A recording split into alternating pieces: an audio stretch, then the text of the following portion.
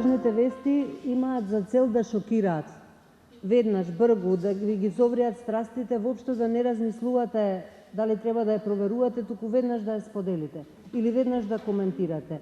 Значи, она што е особено важно за мене е фактот што медиумската писменост влегува на голема врата во курикулумот на Филолошкиот факултет и со тоа во курикулумот на УКИМ.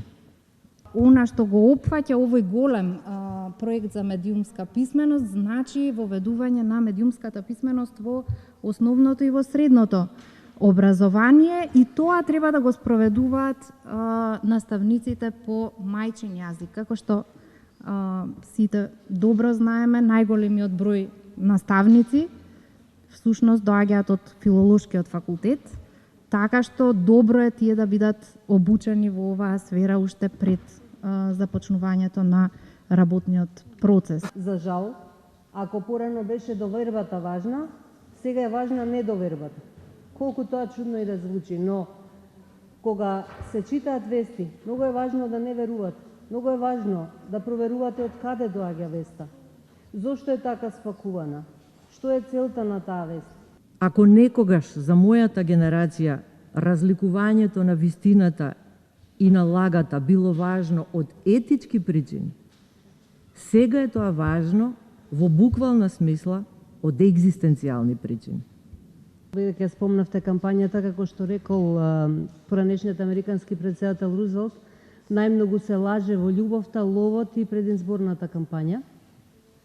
Особено уште ако не можете тоа оригинално да го примите, тоа е веќе ве доведува на можеби сосема погрешна ситуација. Значи сега веќе имаме медиумско созревање. Збориме созревање на медиумите, на новинарите, на камерманите, на уредниците, дека во оваа држава има граѓани кои не слушаат, не по своја волја, едноставно се случува тоа, користат свој јазик, природен јазик на комуникација, тоа е знаковен јазик.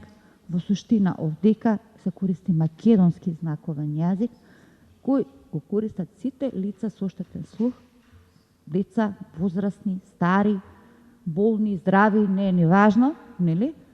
Го користат македонскиот знаковен јазик, кој е бисер на нашата култура. Имаме портали во последно време кои што воопшто не се пристапни. И овие портали се стануваат се повеќе и повеќе важни во пренесувањето на информации и мора нашата држава како аспирант за членка на ЕУ да направи нешто во тој поглед, пошто нема да се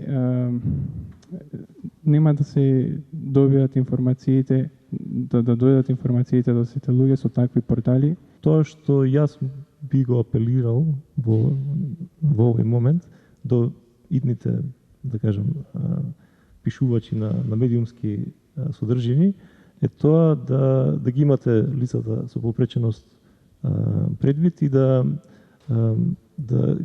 ги поедноставувате речениците. Значи, затоа што работиме многу со снимки од радио, снимки од телевизија, има реченици кои што траат 40 секунди. Тоа се реченици со 80 зборови, што комотно може да кажеме дека се 2 параграфи текст. Дневното новинарство дека за лицата со попреченост, нели, 3 декември, тоа е светски ден на лицата со попреченост, дали јас само ако објавам еден текст за 3 декември, сум ја објавил својата должност кон јавноста? Дали? Навистина лажните вести служат за одвлекување од вистинските проблеми, всушност служат и можат да заведат и цели држави и донесување на политички одлуки кои потоа не им одговараат на граѓаните на тие држави. Такви примери имавме многу, особено на нашиот дел од светот, по Западниот Балкан. Размислувај критички. Составија целата приказна. Денови на медиумска писменост 2022 од 25 октомври до 1 ноември. Дознај повеќе на www.mediumskapисmenost.mk.